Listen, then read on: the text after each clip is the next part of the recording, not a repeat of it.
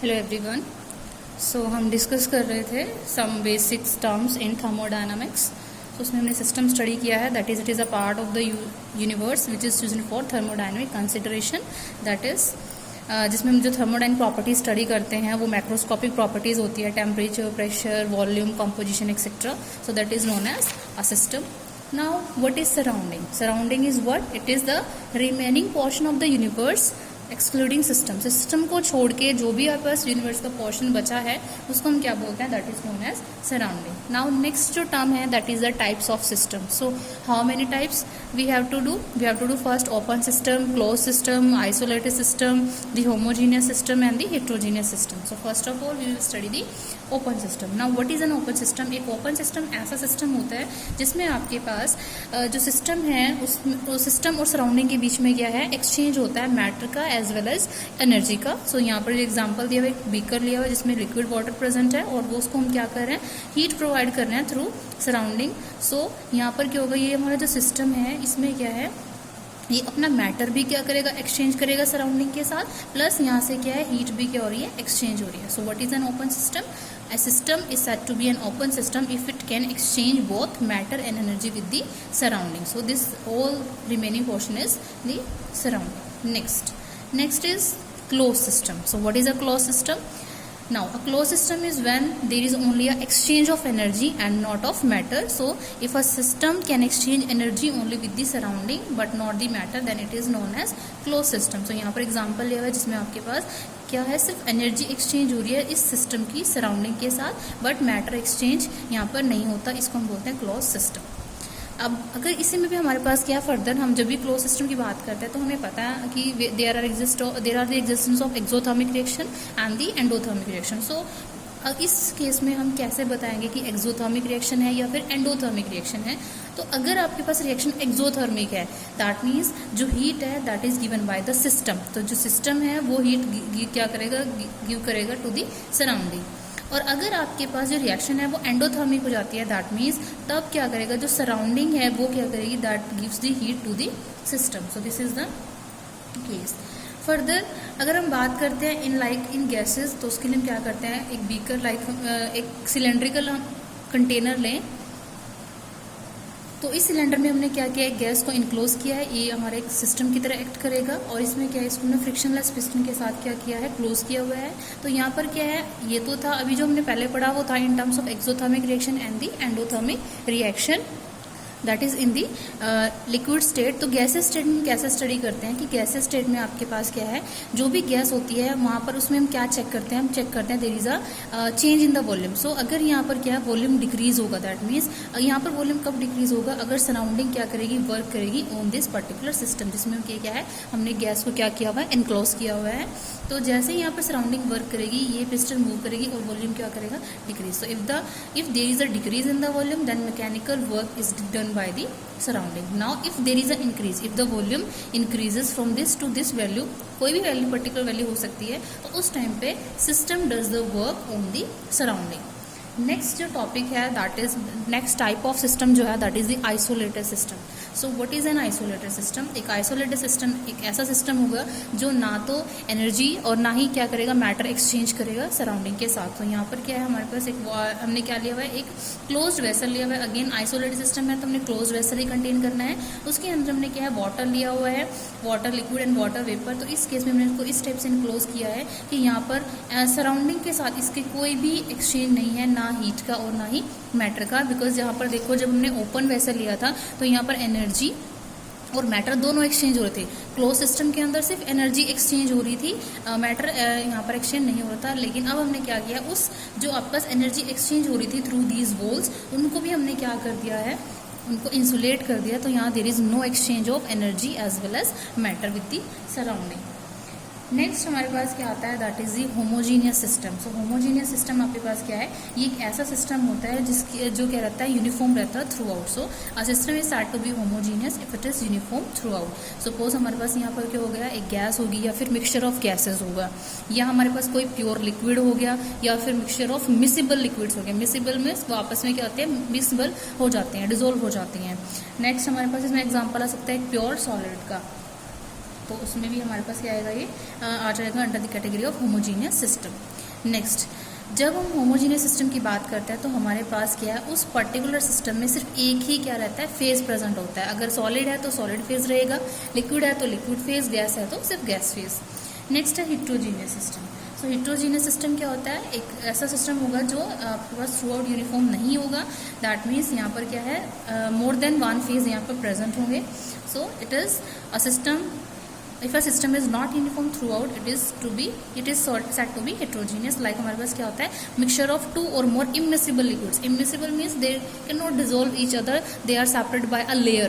So अगर वो layer से सेपरेट होंगे तो उसको हम क्या बोलेंगे, heterogeneous system. दैट मीन्स वहाँ पर क्या है, एक सेपरेशन बीच में है जिसके थ्रू वो क्या हो रखे हैं, सेपरेट हो रखे हैं। डिफरेंट बाउंड्रीज वहाँ पर, एक डेफिनेट बाउंड्री वहाँ पर क्या है, प्रेजेंट है। तो इसके जो एग्जाम्पल्स हैं वो जैसे आपके पास क्या हो सकता है, liquid, solid state and liquid state, liquid and vapour state हो सकती है, ठीक है। और सॉलिड एंड वेपर भी उसके like in sublimation, because sublimation is a process of conversion of solid directly into the gases state. Now next topic is the macroscopic system. तो macroscopic system होता क्या है, why we are studying macroscopic system, क्योंकि जो thermodynamics है it deals only with the macroscopic properties, that is the bulk properties, temperature, pressure, volume, but not with the microscopic properties. So a microscopic system is a system which deals with the large amount of substances. अभी large amount of substances आपके पास क्या हो सकते हैं, ये atoms हो सकते हैं, molecules हो सकते हैं और ions भी हो सकते हैं। Now next is the macroscopic properties. अब ऐसी प्रॉपर्टीज जो माइक्रोस्कोपिक सिस्टम से रिलेट होंगी, जो उसके साथ कंसर्न होंगी, उनको हम क्या बोलेंगे, macroscopic properties. So a property associated with the collective behaviour of the particles in the macroscopic system. तो यहाँ पर ओवरऑल जो आपका सिस्टम प्रेजेंट है, ओवरऑल जो आपके पास नंबर ऑफ एटम्स प्रेजेंट है उस सिस्टम के अंदर, उनका जो कलेक्टिव बिहेवियर होगा तो उसकी जो प्रॉपर्टी उसके साथ एसोसिएट होगी उसको हम क्या बोलते हैं, मैक्रोस्कोपिक प्रॉपर्टीज। जैसे आपके पास जो टेम्परेचर है वो हम फुल सिस्टम का देखते हैं, हम इंडिविजुअल एटम का, मॉलिक्यूल का या आयन का क्या है टेम्परेचर चेक नहीं करते। जो ओवरऑल सिस्टम हमने लिया हुआ है उसका ही हम क्या करते हैं, टेम्परेचर चेक करते हैं, प्रेशर चेक कर सकते हैं, surface tension, viscosity, density, refractive index etcetera. तो these are the macroscopic properties. Next term is the state of system and the state variable. What is the state of system and the state variable?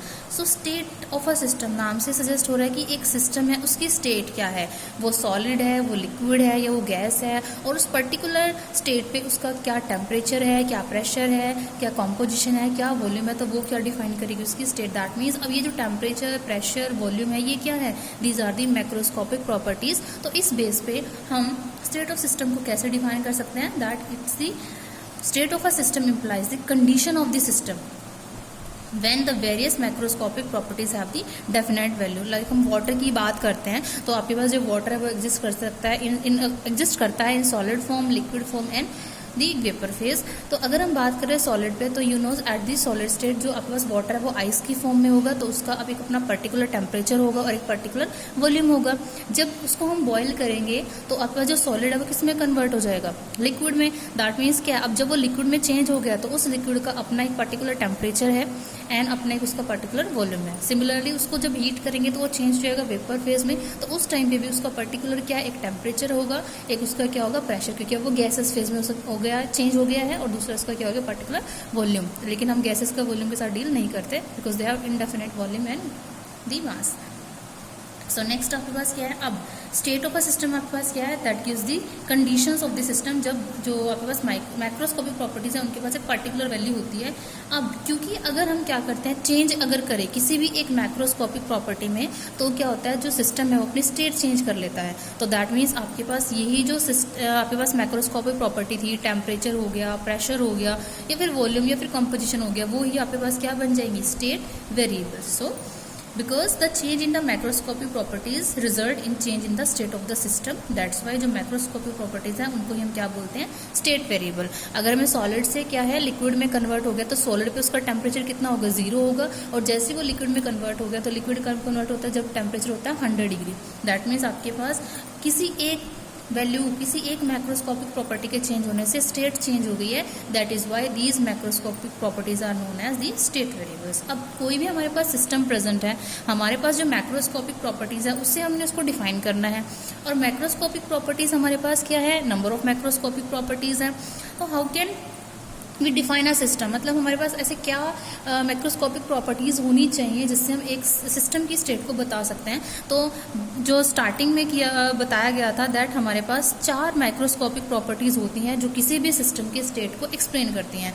वो आपके पास क्या है, temperature है, और क्या है, प्रेशर है, वॉल्यूम है, और क्या है, कॉम्पोजिशन है। अब इनमें भी अगर हम क्या सपोज करके चले कि हमारा जो सिस्टम है वो होमोजीनियस है। होमोजीनियस का मतलब क्या है, जो परसेंटेज कॉम्पोजिशन है वो क्या होगी है 100%।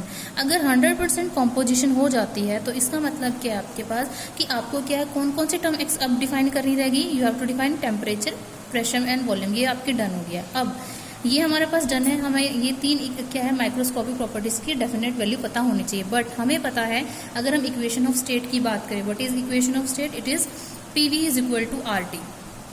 PV is equal to RT क्या है कि अगर हमारे पास इनमें से मुझे कोई भी 2 वैल्यूज का पता हो तो थर्ड क्या होती है, ऑटोमेटिकली वहाँ पर फिक्स हो जाते हैं, मतलब उस सिस्टम की स्टेट को हम इजीली डिफाइन कर सकते हैं।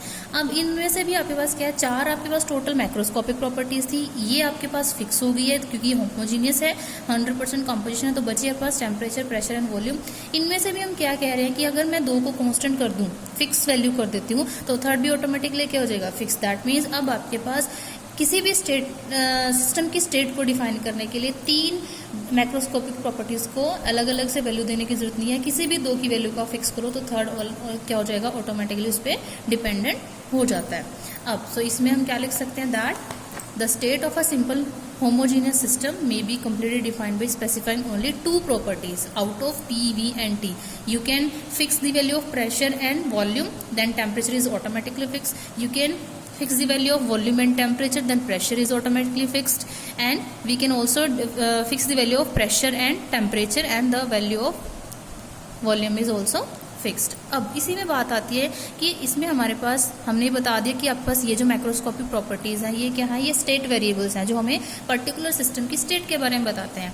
अब इसमें क्या है कि हमें ये बताना है कि इसमें डिपेंडेंट कौन सा है और इंडिपेंडेंट कौन सा है। डिपेंडेंट मीन्स कि वो किस माइक्रोस्कोपिक प्रॉपर्टी के ऊपर डिपेंड करता है और क्यों डिपेंड करता है। दूसरा इंडिपेंडेंट की मतलब उसमें कुछ भी चेंज हो उसको दूसरे पे उसका कोई फर्क नहीं पड़ता।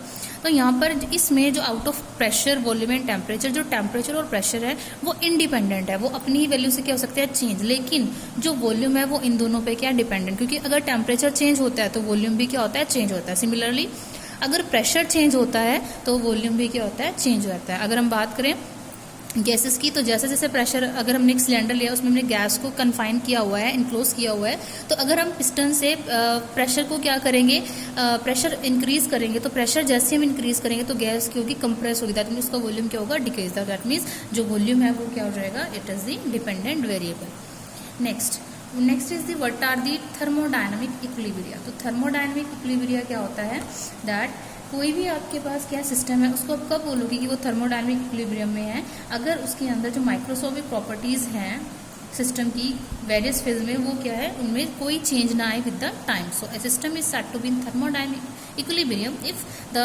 Various microscopic properties of system in various phase do not undergo any change with the time. तो उसको हम क्या बोलेंगे कि आपके पास वो क्या है, थर्मोडायनामिक इक्विलिब्रियम में कोई भी प्रॉपर्टी उसकी चेंज नहीं हुई है।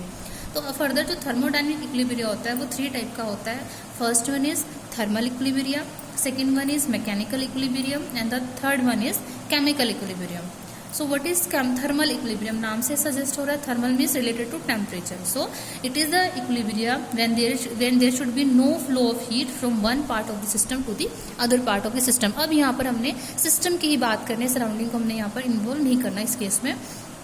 सो आपके पास थर्मल इक्विलिब्रियम का मतलब क्या है कि कोई भी हीट फ्लो नहीं हो रही है, मतलब कोई भी टेम्परेचर चेंज नहीं हो रहा। दैट मीन्स इस केस में जब थर्मल इक्विलिब्रिया होगा so there is a constant temperature, तो temperature remains constant in case of thermal equilibria. Next is mechanical equilibrium. Mechanical equilibrium is what, इसका मतलब क्या है, ये एक ऐसा इक्विलिब्रियम होगा जिसमें आपके पास कोई भी मैकेनिकल वर्क नहीं होगा by one part of the system on the another part of the system. तो इस केस में मैकेनिकल इक्विलिब्रियम में आपके पास क्या कांस्टेंट रहेगी टर्म, दैट इज प्रेशर। तो in this pressure is constant. Next is what? It is the chemical equilibrium. Chemical equilibrium means in which the composition is constant, because chemical reaction में हम क्या check करते हैं कि उसकी composition क्या है. So this equilibrium demands that no change in the composition should take place in one part of the system with the passage of time. कि जैसे जैसे टाइम क्या हो रहा है, चेंज हो रहा है, उसके साथ साथ कोई भी आपके पास composition में चेंज ना हो. नेक्स्ट जो टर्म हमने इसमें पढ़नी है that is extensive property. Extensive property. So extensive properties क्या होती हैं? एक्सटेंसिव प्रॉपर्टीज़ आपके पास वो प्रॉपर्टीज़ होती हैं जो आपके पास क्या होती हैं, डिपेंड करती हैं upon the quantity of the matter जो उस सिस्टम के अंदर क्या होती है, कंटेन होता है. So it is these are those properties which depend upon the quantity of matter contained in system.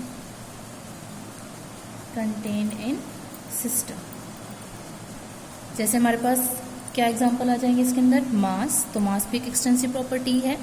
Volume, energy, heat capacity, etc. So these are the property which are known as extensive property.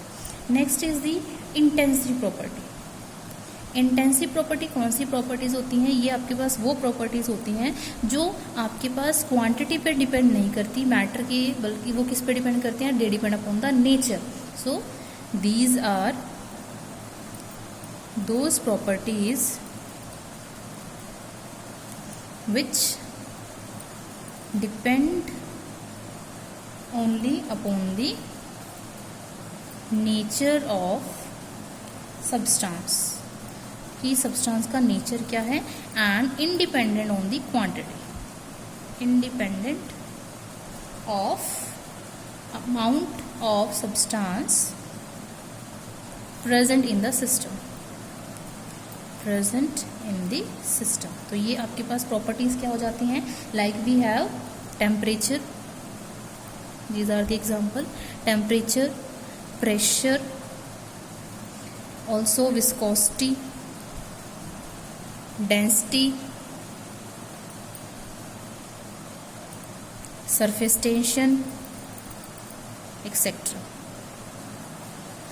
Now जो आपके पास extensive property है उसको हम intensive property में convert कर सकते हैं अगर हम क्या करें, पर्टिकुलर क्या कर दें, स्पेसिफाई कर दें उसकी यूनिट अमाउंट को, कि जो सब्सटेंस है उसका क्या है, यूनिट अमाउंट यहाँ पर प्रेजेंट है. जैसे हमारे पास जो मास है वो क्या है, मास हो गया और वॉल्यूम हो गया, वो एक्सटेंसिव है क्योंकि दे डिपेंड अपॉन द क्वांटिटी. लेकिन जो डेंसिटी होती है और जो स्पेसिफिक ग्रेविटी होती है, स्पेसिफिक वॉल्यूम हो जाता है, वो आपके पास क्या होता है, इंटेंसिव, क्योंकि they are the mass per unit volume and volume per unit mass. Similarly जो हीट कैपेसिटी है वो एक एक्सटेंसिव प्रॉपर्टी है, लेकिन अगर हम उसकी क्या करते हैं, अमाउंट को स्पेसिफाई कर देते हैं बाय द टर्म यूनिट, तो वो आपके पास क्या बन जाती है, इंटेंसिव प्रॉपर्टी. Thank you.